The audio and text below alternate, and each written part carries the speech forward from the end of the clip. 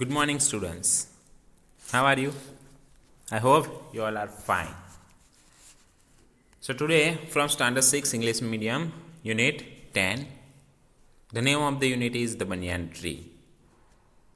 And yesterday I have told you the story of this unit in English.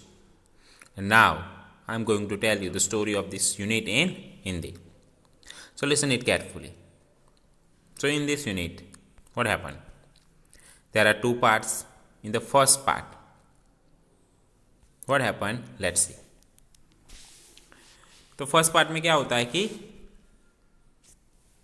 लड़का जो है, ये रहा लड़का जो है वो अपने दादा के साथ देहरादून में रहता था।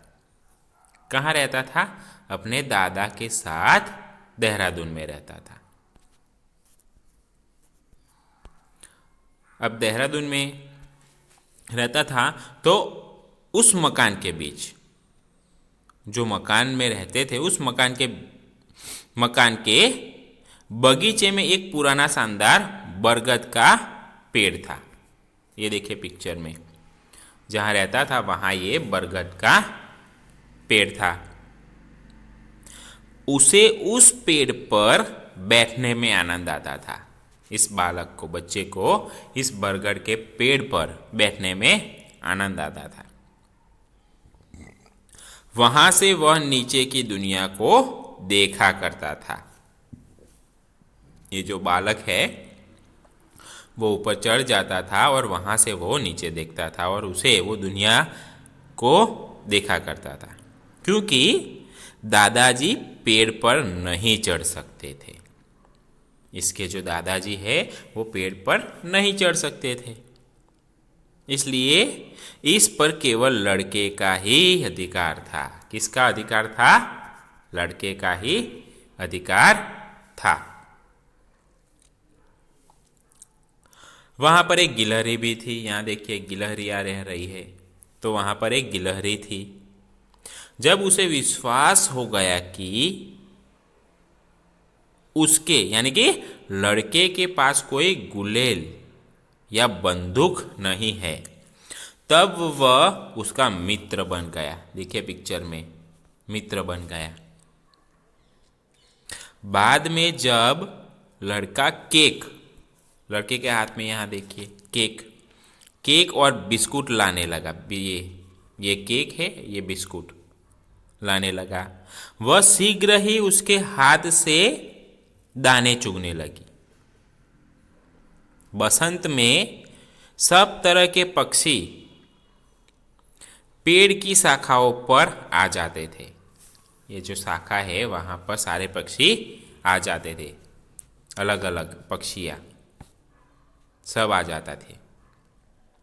और वह वृक्ष बगीचे में सबसे शोर भरा स्थान बन जाता था।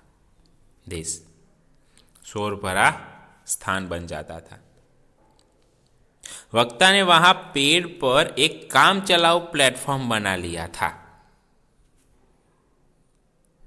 काम चलाऊ प्लेटफॉर्म, जहां पर वह अधिक तेज गर्मी न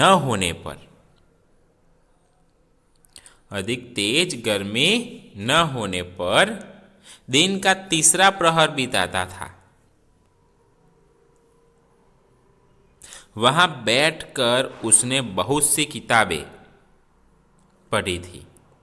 यहाँ किताबों के नेम दिए गए हैं: Treasure Island, Huckleberry Finn and the story of the Doctor Doolittle.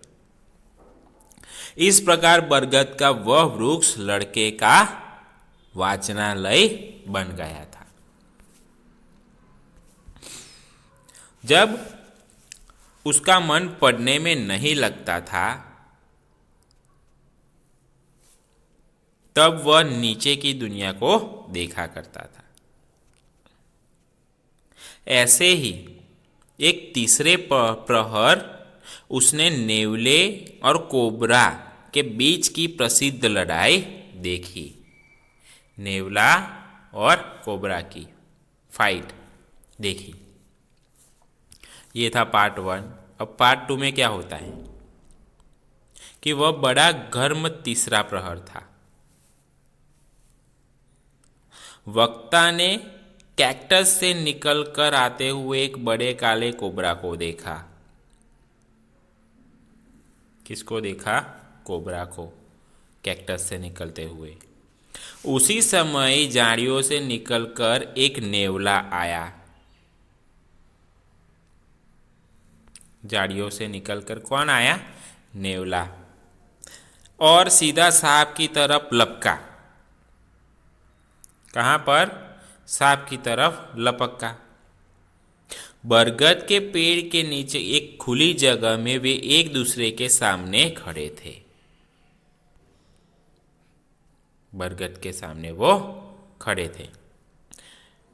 साफ था कि दो चैंपियन के मध्य लड़ाई होने वाली है। दो चैंपियन हैं, उसके मध्य लड़ाई होने वाली थी। यहां देखिए, बालक झाड़ पर बैठा हुआ है, किताबें उसके पास है, तकिया है, और यहाँ पर नेवला और सांप दोनों खुली जगह में लड़ रहे हैं। तो क्या होता है कि कोबरा कोई 6 फुट लंबा था। कितना? 6 फुट लंबा था। और नेवला करीब 3 फुट। कितना लंबा?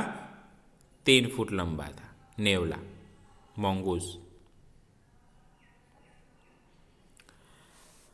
तो क्या हुआ? कोबरा ने अपना चौड़ा फन लहराया और नेवले ने अपनी पूंछ लहराई। बालक वक्ता के अतिरिक्त एक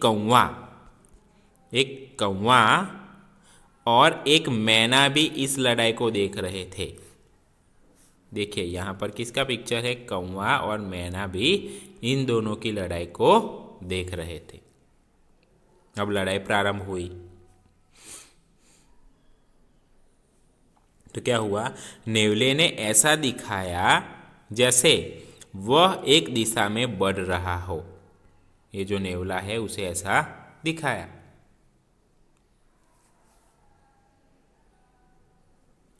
तो क्या किया? कोबरा ने फन मारा। कोबरा ने देखिए फन मारा, परंतु इससे पहले कि वह फन उसे छू सकता, नेवला कूदकर एक तरफ जा चुका था। कूदकर जंप मारकर दूसरी तरफ जा चुका था, मूविंग।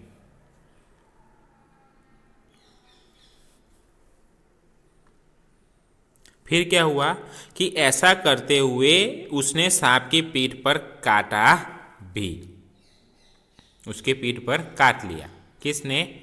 मंगूस ने जंप करके उसकी पीठ पर काट लिया। खून की कुछ बूंदें कोबरा की पीठ पर चमक रही थी। कोबरा की पीठ पर चमक रही थी कुछ बूंदें। ऐसे कई दौर हुए और हर बार जीत नेवले की हुई। हर बार कौन जीतता था? नेवला जीतता था। फिर क्या हुआ कि ऐसे ही एक दौर में कौवा बीच में आ गया। देखिए इन दोनों की लड़ाई में कौवा जो है बीच में आ गया और सांप ने कांटे का शिकार हो गया। सांप ने किसे काट लिया? कौवे को काट लिया और उसका शिकार हो गया। क्या हुआ? धीरे धीरे कोबरा कमजोर पड़ता जा रहा था। इसलिए अपनी छोटी टांगों खड़ा होकर नेवले ने उसे बड़े सांप की थूथन पकड़ ली। ये जो है मुंह, जहाँ से वो बाइट करता है, वो पकड़ ली। सांप ने लड़ने का अंतिम प्रयास किया किंतु वह व्यर्थ था।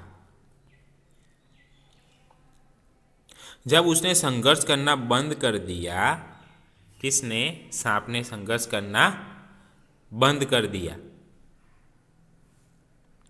तो नेवले ने उसका फंड जकड़ लिया। किसने? नेवले ने उसका फंड जकड़ लिया और उसे घसीट कर झाड़ियों में ले गया। कहाँ ले गया? घसीट कर झाड़ियों में ले गया। तो ये थी स्टोरी यूनिट 10 द बंडियान ट्री। मुझे आशा है कि आपको समझ में आ गई होगी। Thank you.